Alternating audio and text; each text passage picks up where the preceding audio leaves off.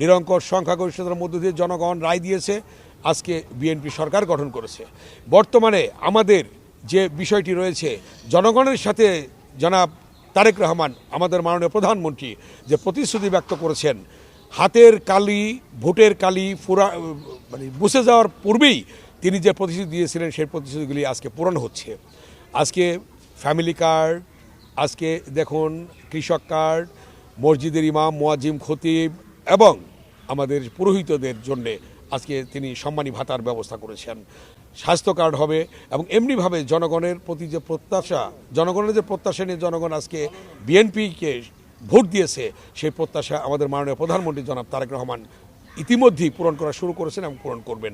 আমাদের যে ভোটাধিকারের যে আন্দোলন হয়েছিল, সংগ্রাম হয়েছিল, সেই ভোটাধিকার আজকে অব্যাহত থাকবে এবং যে নির্দলীয় নিরপেক্ষ তত্ত্বাবধায়ক সরকার হচ্ছে এবং সেই সরকারের অধীনে আপনারা দেখলেন যে বাংলাদেশের বিভিন্ন ক্রান্তিকালে জিয়া পরিবার সবসময় জনগণের পাশে ছিল।